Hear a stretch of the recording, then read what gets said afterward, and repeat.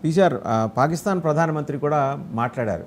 వాళ్ళ పార్లమెంట్ పాపం ఆయన తీవ్రమైన అనారోగ్యంతో బాధపడుతున్నప్పటికీ పార్లమెంట్లోకి వచ్చి చాలా వేదనతోటి గద్గద స్వరంతో మాట్లాడారు. అది కూడా చూద్దామండి ఒకసారి. हम वतनों, आज मैं आपसे एक निहायत संगीन और दर्दनाक हकीकत बयान करने जा रहा हूं। भारत के साथ जारी जंग में हम पीछे हट रहे हैं।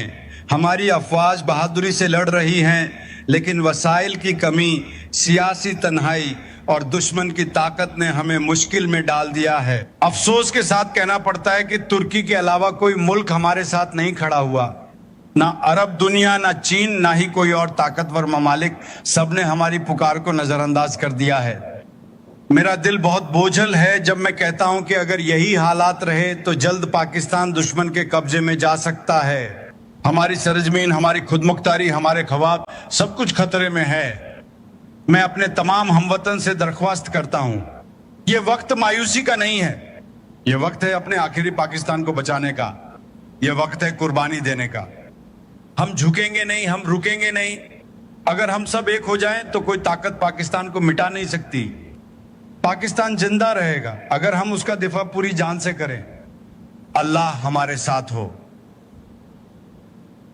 సో అదండి ఆయన మాట్లాడింది. అల్లా హమారే సాత్ హో అంటే మేము ఉగ్రవాద కార్యకలాపాలకు పాల్పడతాం, అల్లా మా వెంబడే ఉంటాడు. ఏమన్నా అర్థం ఉందండి? He was trying to connect to unconnectable things. దేవుడు ఉగ్రవాదాన్ని ప్రోత్సహించడు, ఉగ్రవాదాన్ని ప్రేరేపించడు, ఈ ఉగ్రవాదం చేయమని చెప్పడు.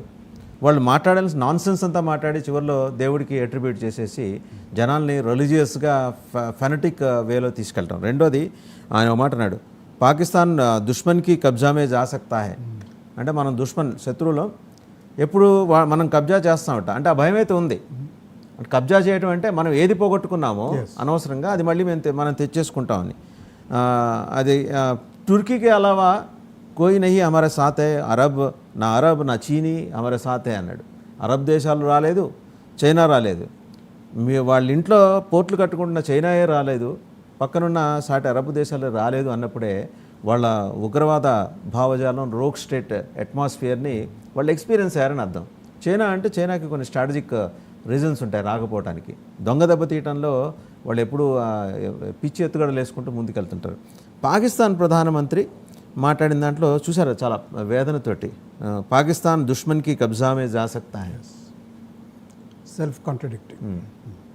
ఒకటి, పాకిస్తాన్ మనం ఎప్పుడు నమ్మలేం, అది పాము లాంటిది. అది ఎప్పుడు బుస కొడుతుంది, ఎప్పుడు కరుస్తుంది, ఎప్పుడు లయింగ్లో ఉంటుంది అని చెప్పేసేటటువంటిది unpredictable. So let us not be careless just because ceasefire has been declared. But ఇక్కడ మనం గ్రహించాల్సినటువంటి విషయం ఏంటంటే Pakistan themselves declared that China is our friend. దాన్ని జాగ్రత్తగా మనం గుర్తుపెట్టుకోవాలి. రెండవది, ఆ సీజ్ ఫైర్ డిక్లేర్ చేసిన తర్వాత కూడా వాళ్ళు ఇంకా అటాక్ చేస్తున్నారు అంటే వీఆర్ నాట్ లయింగ్ లో అనేటటువంటి ఒక ఇండైరెక్ట్ సిగ్నల్ వాళ్ళు ఇస్తున్నారు. మూడవది, ఈ ఐఎంఎఫ్ లోన్ ఏంటో ఒకసారి మనము అంతర్జాతీయంగా దీన్ని పరిశోధించాల్సినటువంటి అవసరం ఉంది.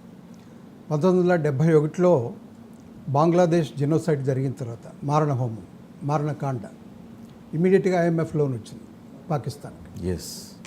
నెంబర్ 2, 1999 కార్గిల్ వార్ తర్వాత immediately soon after Kargil war the IMF loan was followed to Pakistan. 2025లో ఇంకా ఈ ఉద్రిక్త ఉన్న టైంలోనే వాళ్ళకి ఐఎంఎఫ్ లోన్ ఇవ్వటం అనేటటువంటిది చాలా. ఐఎంఎఫ్ ఏంటి సార్ కండిషన్స్ పెట్టింది? To maintain terror camps and to finance incessantly the terror camps. ఎక్కడ కూడా వాటికి ఉగ్రవాద శిబిరాలు ఏ రోజు కూడా ఇబ్బంది లేకుండా నడవటానికి ముప్పుటలు కాబట్టి 6